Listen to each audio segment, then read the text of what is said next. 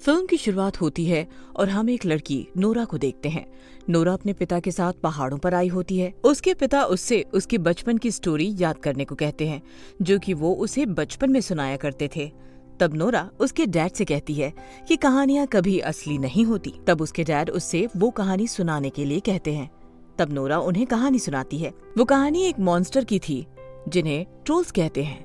कहानी में कुछ ट्रोल्स नशे में धुत थे। तभी सुबह हुई और सूर्य की किरणों से वो पत्थर बन गए। नोरा के डैड का मानना था कि ट्रोल्स अभी उनके सामने ही हैं, जो कि पहाड़ों में समाये हुए हैं। लेकिन नोरा को इस पर विश्वास नहीं होता है। तब उसके डैड उसे उन पहाड़ियों पर देखने के लिए कहते हैं। नोरा के देखने पर उसे वहां कुछ नहीं दिखता। तब उसके डैड उसे अपने मन से उस पहाड़ी पर देखने को कहते हैं और इस बार नोरा को उन ट्रोल्स की झलक दिख जाती है।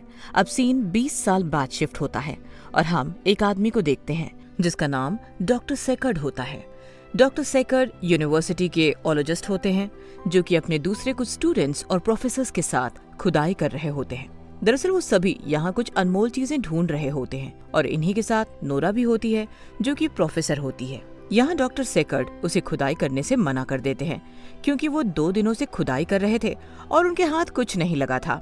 लेकिन नोरा हार नहीं मानती है और खुदाई करती रहती है और उसकी इस मेहनत के कारण उन्हें फाइनली कुछ पुरानी अनमोल चीज मिल जाती है। अब हम दूसरी ओर दृश्य देखते हैं, जहाँ कुछ वर्कर्स पहाड़ों की ओर बढ़ते हैं। यहाँ कुछ लोग प्रोटेस्ट भी कर रहे होते हैं कि पहाड़ों को भी जीवन मिलना चाहिए। दरअसल ये लोग पहाड़ों को गिराने आए थे ताकि यहाँ कुछ प्रॉपर्टी बन सके। खैर, इसके बाद ये लोग पहाड़ों पर बॉम्ब लगाकर उसे उड़ा देते हैं। लेकिन इसके बाद काम कर रहे वर्कर्स को कुछ आवाज आती है और इसके बाद वो जगह कोलैप्स होने लगती है और कोलैप्स होने के बाद कुछ लोग उसके अंदर दब भी जाते हैं। अब ये सब देखते हुए मिलिट्री वाले गवर्नमेंट को इस बात की खबर देते हैं, यह है कि प्रेसिडेंट तुरंत मिलिट्री बेस के लिए निकल जाती है। रास्ते में वो वारदात की फोटोज देखती है, जिसमें कुछ बड़े फुटप्रिंट्स भी होते हैं और ये फुटप्रिंट्स वाकई बहुत बड़े होते हैं, जिन्हें ऊंचाई से साफ साफ देखा जा सकता है। अब इस चीज को समझने के लिए प्रेसिडेंट एक ओलॉजिस्ट को बुलवाती है, जो कि नोरा होती है। नोरा को प्राइम मिनिस्टर का आदमी एड्रियन पिक करता है और उसे एक मीटिंग में लाया जाता है। यहाँ वो सभी उस फुटप्रिंट्स के बारे में बातें कर रहे होते हैं। सभी अलग अलग ओपिनियन देते हैं। वो लोग कहते हैं कि शायद ये भूकंप की वजह से हुआ है। कोई ये भी कहता है कि ये पैरों के निशान है। तब नोरा कहती है कि ये किसके पैरों के निशान है। ये सुनकर नोरा पर सभी लोग हंसने लगते हैं। दूसरी ओर हम 2 बुजुर्ग हस्बैंड वाइफ को देखते हैं, जो कि अपने घर पर होते हैं। आज उनका कुत्ता बहुत ज्यादा भौंक रहा होता है और ये बात थोड़ी वियर्ड होती है।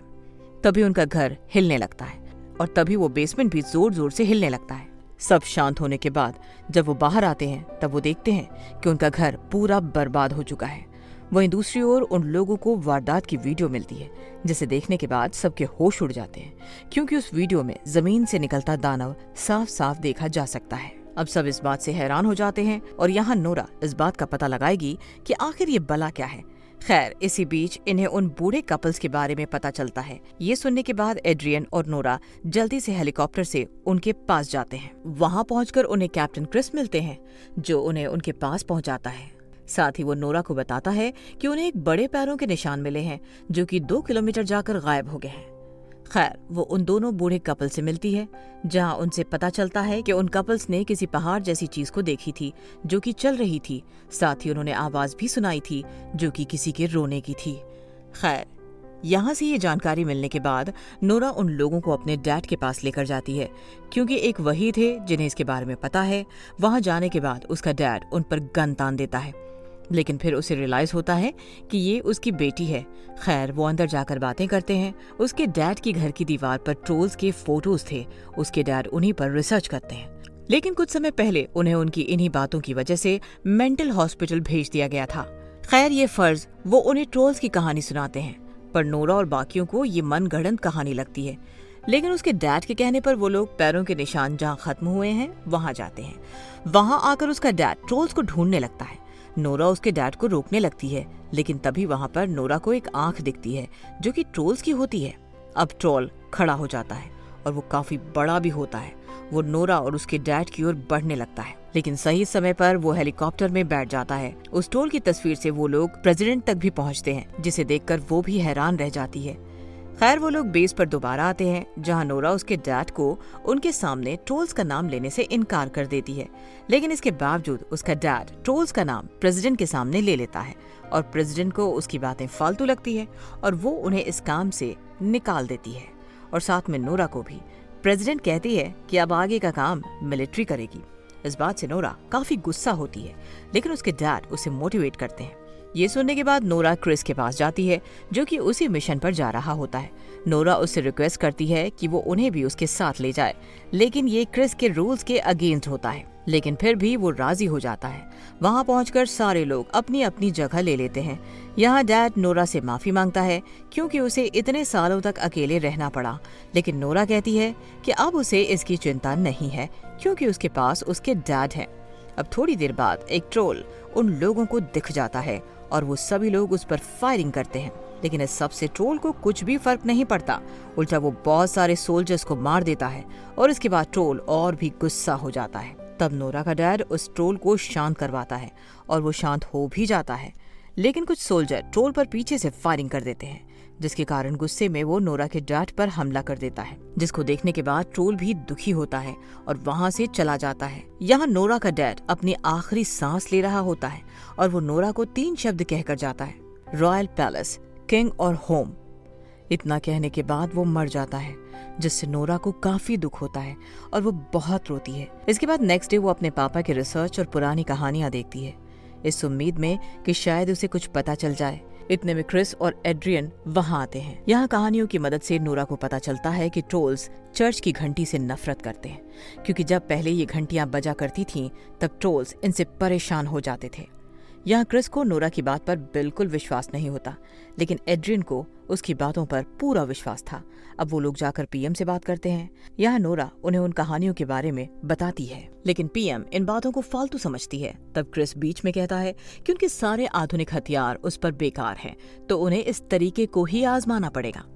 ये सुनकर एक हाई पोस्ट मिलिट्री चीफ कहता है कि अगर आपदा अजीब है तो उसका सॉल्यूशन भी अजीब हो सकता है, और इसके बाद पीएम नोरा को उसके हिसाब से सिचुएशन संभालने की इजाजत दे देती है।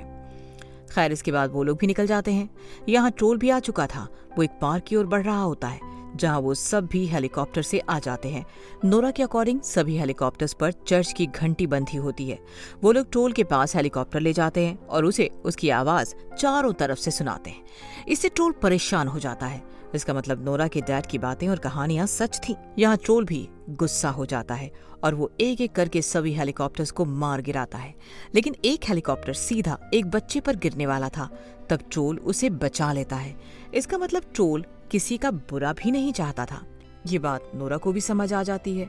इसके बाद ट्रोल की सारी खबरें देश भर में चल रही होती हैं और पीएम भी इसे देखती है। अब हारने के बाद नोरा और बाकी पीएम के पास आते हैं। नोरा पीएम से बात करती है कि उन्होंने उनकी पूरी कोशिश की और इस चीज ने असर भी किया, लेकिन वो हार गए। अब पीएम कोई रिस्क नहीं लेना चाहती थी, इसीलिए वो नोरा को आगे का काम करने से मना कर देती है। अब नोरा भी वहां से जाने लगती है। इसके बाद पीएम बड़े बड़े ऑफिसर्स के साथ मीटिंग करती है, जहां पर एड्रियन आकर बैठ जाता है क्योंकि वो पीएम का एडवाइजर होता है। लेकिन एक ऑफिसर उसे वहां से जाने को कहता है और ये बात एड्रियन को अच्छी नहीं लगती, क्योंकि उसने पीएम का बहुत साथ दिया था और उसकी एक तरह से ये इंसल्ट थी। इसीलिए वो पीएम से कहता है कि वो ये जॉब छोड़ रहा है और वो वहां से चला जाता है। खैर ये लोग वो ट्रोल पर मिसाइल गिराने की बात करते हैं, क्योंकि एक ही रास्ता बचा हुआ था। इधर एड्रियंस नोरा को लिफ्ट ऑफर करता है और नोरा उसके साथ चली जाती है। उधर पीएम न्यूज के जरिए सबको इस बात से आगाह करती है कि वो बहुत जल्द एक मिसाइल गिरने वाली है, इसलिए सब सुरक्षित हो जाए। इधर रास्ते में नोरा को अपने डैड की पैलेस वाली बात याद आती है, जिसमें उन्होंने मरते वक्त बोला था। इसलिए नोरा एड्रियन से गाड़ी पलटने को कहती है और उसे रॉयल पैलेस की ओर ले जाती है। वहां आकर वहां के गार्ड्स उन पर गन तान देते हैं, लेकिन रॉयल पैलेस का बटलर वहां आ जाता है, जो कि नोरा के डैड को अच्छे से जानता था। वो उन्हें अंदर ले जाता है क्योंकि उसे ऑलरेडी पता था कि वो लोग यहाँ क्यों आए हैं। वो बटलर ट्रोल्स के बारे में सब कुछ जानता था। वो उन्हें अंदर भेजता है और अंदर जाने के बाद वो उन्हें एक सीक्रेट डोर से एक जगह पर लेकर आता है। वहाँ वो उन्हें बताता है कि पहले के समय में राजा के पूर्वजों ने इस पैलेस को बनवाया था और ये पैलेस एक माउंटेन किंग के घर को तोड़कर बनाया गया था, क्योंकि पहले की मान्यता थी कि जब कोई राजा दूसरे राजा के घर के ऊपर अपना घर बनाता है तो वो बहुत शुभ होता है। और जिसका घर तोड़ा गया था वो एक ट्रोल था और इस समय उन्होंने सभी ट्रोल्स को मार दिया था सिवाय एक को छोड़कर, और वो था राजा का छोटा बेटा। और आज जो ट्रोल तबाही मचा रहा है वो वही ट्रोल है। इन ट्रोल्स में से एक ट्रोल का कंकाल भी होता है। इन सभी बातों को सुनकर नोरा समझ जाती है। वो उन ट्रोल्स की हड्डियों को यूवी लाइट से देखती है और वो देखती है कि यूवी लाइट से उन ट्रोल की हड्डी पत्थर बन रही होती है।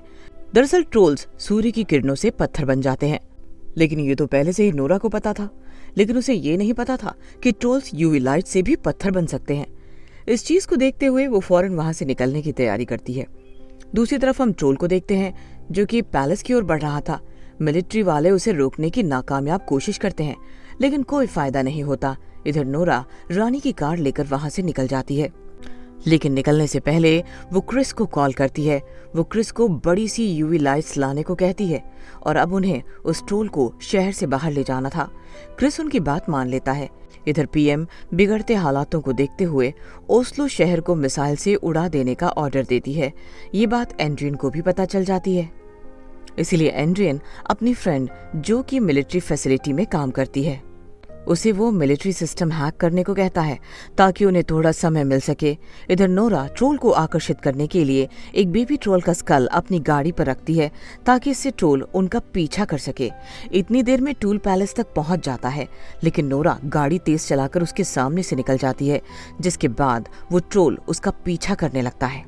रास्ते में भागते हुए नोरा की गाड़ी से स्कल गिर जाता है, जिसके बाद ट्रोल उसे उठाकर देखने लगता है। उसकी हरकतों से हमें पता चलता है कि ट्रोल असल में एक मासूम प्राणी है, लेकिन अचानक ट्रोल के हाथों में से वो स्कल गिरकर टूट जाता है, जिसके कारण वो गुस्सा हो जाता है और नोरा के पीछे लग जाता है। नोरा कार को रिवर्स भगाने लगती है। इधर दूसरी तरफ हम मिलिट्री बेस में देखते हैं कि अब वो लोग ट्रोल को मिसाइल से उड़ाने के लिए तैयार थे। इधर नोरा ट्रोल को शहर से बाहर ले जाती है जहां उसने क्रिस को बुलाया था। वहां आकर वो एंड्रियन को कार में से कूदा देती है और उसके बाद वो भी उस कार में से कूद जाती है। फिर वो लोग वहां पर यूवी लाइट चालू कर देते हैं, जिससे वो ट्रोल पत्थर बनने लगता है। ये सब पीएम और बाकी टीवी पर देख रहे होते हैं, इसलिए वो मिसाइल लॉन्च को कैंसिल करवा देते हैं। यह ट्रोल को पत्थर बनता देख नोरा को अच्छा नहीं लगता है। ट्रोल को पत्थर बनता देख नोरा को अच्छा नहीं लगता है, इसीलिए वो उन्हें रुकने को कहती है। वो सारी यूवी लाइट बंद कर देती है और उस ट्रोल से घर मतलब माउंटेन्स में वापस जाने को कहती है। लेकिन थोड़ी देर में सुबह हो जाती है और वो ट्रोल पत्थर बन जाता है, जिसके बाद वो हमेशा के लिए वहीं जम जाता है और इससे नोरा को बहुत दुख होता है। इसके बाद वहाँ पीएम आती है और नोरा को उसके कारनामे के लिए शाबाशी देती है। यहाँ एंड्रियन पीएम से अपनी जॉब छोड़ने को देता है क्योंकि वो राइटर बनना चाहता है और इसके बाद वो नोरा के साथ निकल जाता है। लेकिन यहाँ नोरा उसे कहती है कि अभी ऐसे और भी ट्रोल्स मौजूद हैं और नोरा के आखिरी शब्दों के साथ ये मूवी एंड हो जाती है।